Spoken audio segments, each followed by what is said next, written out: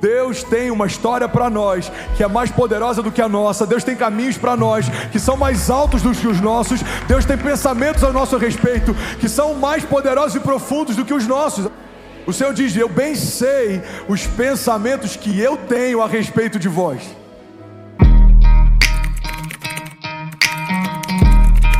Nós não somos o centro, mas é glorioso sermos coadjuvantes numa história em que Jesus é o ator principal. Nós não somos o centro, mas é glorioso fazermos parte de um ministério em que Jesus é a pedra fundamental. Nós não somos o centro, mas é glorioso podemos ser chamados de filhos numa história em que Deus é o nosso Pai. Nós não somos o centro, mas é glorioso poder estar ao lado dele, fazer algo com ele, viver uma história com ele. Isso deveria ser suficiente. Alguém está comigo? Diga amém. Existe uma passagem na Bíblia que fala sobre a marca da besta, fala sobre um símbolo, sobre o 666, e existem várias linhas teológicas e entendimentos a respeito disso, mas uma que faz sentido para mim é que o simbolismo dessa marca não fala a respeito de algo, mas fala a respeito de um tipo de mentalidade. Sabe, na numerologia bíblica, o número 6 representa o homem.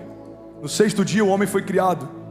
O número 7 representa algo perfeito, a perfeição, porque é o final de um ciclo. Ao sétimo dia Deus descansa e contempla tudo que fez.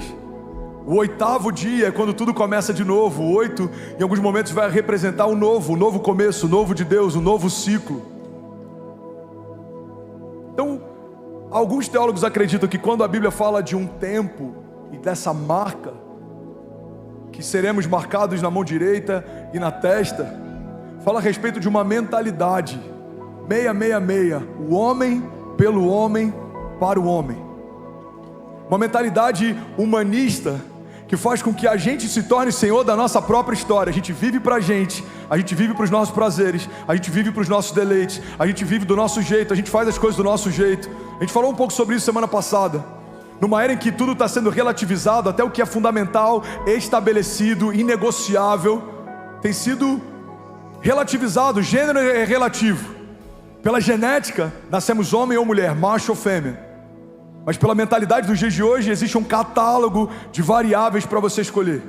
Uma coisa é uma posição, um desejo, uma opção sexual. Outra coisa é algo estabelecido pela sua genética, faz parte do seu DNA. Família tem sido relativizado. Fé tem sido relativizado.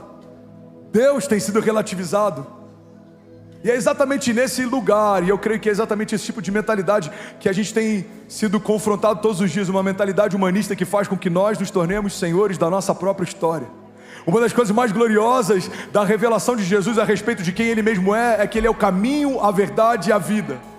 Mas se nós nos tornamos o centro da nossa história, nós nos tornamos o caminho e o destino. Nós escolhemos o que queremos viver e vivemos para nós mesmos. André, qual que é o problema disso? Bom, tem vários problemas. Fundamentalmente, ou você vive a sua história, ou você vive a história de Deus. Ou você vive do seu jeito, ou você vive do jeito de Deus. Ou você vive para a sua glória, ou você vive para a glória de Deus. Tem alguém comigo aqui nessa manhã, pelo amor de Deus? Não faz cara de paisagem, Deus está falando com você. Assim como pela física, dois corpos não podem ocupar o mesmo espaço, pela fé, dois senhores não podem liberar o mesmo destino. Ou Deus é o Deus da sua história, ou você é o Deus da sua história. Ou Deus é o dono da sua vida, ou você é o dono da sua vida. Ou Deus tem controle sobre os seus passos, ou você governa os seus passos. Irmão, tem muita gente questionando a Deus por coisas que está vivendo, que são consequências de escolhas que fizeram sem perguntar para Deus se era para fazer. Não atribua para Deus as consequências de algumas portas que Ele não te pediu para entrar. Não atribua para Deus as consequências de sociedade que Ele não te pediu para fazer. Não atribua para Deus a frustração de algumas coisas que Ele disse: não sou eu, não é no meu nome, não fui eu quem abri. A gente finge que não ouviu, ou finge ter ouvido que era para fazer, e depois a gente quer que Deus respalde algo que Ele disse: não faça, não entre. Você está comigo? Diga amém. É por isso que na jornada de fé, o discernimento antes de se envolver é muito mais importante em várias estações do que clamarmos por livramento enquanto estamos caminhando, porque tem portas que a gente está clamando para que Deus mantenha abertas e Deus está querendo fechá-las. Tem coisas que a gente está pedindo para Deus ressuscitar e foi o próprio Deus que permitiu que morresse. Irmão, olha para mim, Deus tem uma história para nós que é mais poderosa do que a nossa. Deus tem caminhos para nós que são mais altos do que os nossos. Deus tem pensamentos ao nosso respeito que são mais poderosos e profundos do que os nossos. Alguém está comigo? Diga amém. O Senhor diz: eu bem sei os pensamentos que eu tenho a respeito de vós, pensamentos de paz e não de mal, para te dar o fim que você deseja. Irmão, Deus tem pensamentos a seu respeito, Deus tem promessas sobre você, Deus estabeleceu uma nova aliança em Jesus, está disponível para nós.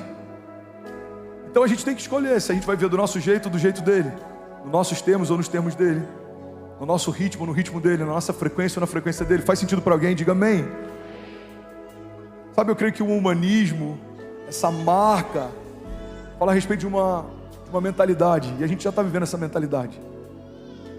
Se a pergunta é sobre aborto, alguns gritam: meu corpo, minhas regras. Se a pergunta é sobre gênero, alguns vão gritar: você escolhe o que você vai ser. Alguns pais, inclusive, estão dando nomes neutros para que o filho escolha algo que Deus já estabeleceu na gestação. O que esperar de uma geração que quer flexibilizar o que não dá para ser flexibilizado? Numa geração como essa, não se assuste se até líderes espirituais propuserem que a gente atualize a palavra. Inclusive isso já foi feito. A palavra precisa ser atualizada? Não precisa. Ela é perfeita, nada pode ser acrescentado ou removido. Paulo diz: se algum anjo descer dos céus e pregar para vocês um evangelho diferente do que esse que nós temos pregado, considere anátema, considere maldição. A palavra é perfeita, não pode ser diluída, não pode ser adulterada, não pode ser flexibilizada. Alguém está comigo? Diga amém. Mas numa geração que está sendo o tempo inteiro bombardeado por uma mentalidade humanista, sem perceber, a gente começa a abaixar a guarda. Coisas que sempre foram pecados, a gente agora já relativiza e não sei se é bem assim. Você não é o centro. E se o Senhor for o centro da sua história, tudo que estava em desordem passa a ser ordenado.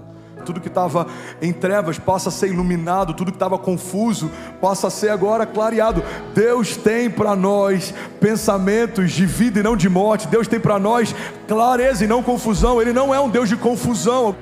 Romanos 12:2 diz: não se amoldem ao padrão desse mundo, mas transformem-se pela renovação da sua mente, ou pela renovação do seu entendimento.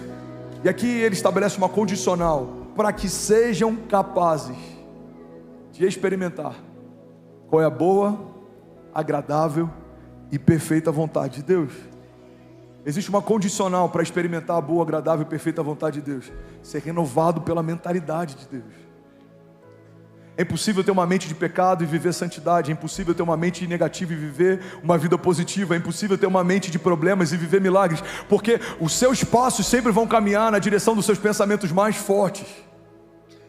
A Bíblia diz: como o homem pensa na sua alma, assim ele é. Engraçado que algumas ideologias pegaram isso para o movimento trans. Se você se sente, você é. Mas nós não pegamos isso para a jornada de fé. Se Deus diz que eu sou, eu sou. Se Deus diz que eu tenho, eu tenho. E isso é tão forte. Talvez o seu exterior seja derrotado, mas o seu interior, pelos olhos da fé, você é mais do que vencedor em Cristo Jesus. Talvez pelos diagnósticos ou por algumas marcas e sintomas você é doente, mas pelos olhos da fé você é sarado pelas pisaduras de Jesus. Talvez pelo olhar de alguns ou pelo seu passado você é condenado, mas pela graça de Deus você foi justificado, e a condenação e a escrita de dívida que havia no seu nome foi colocada na cruz do Calvário. E Jesus fez de todos os principados e potestades um espetáculo público, triunfando sobre eles na cruz.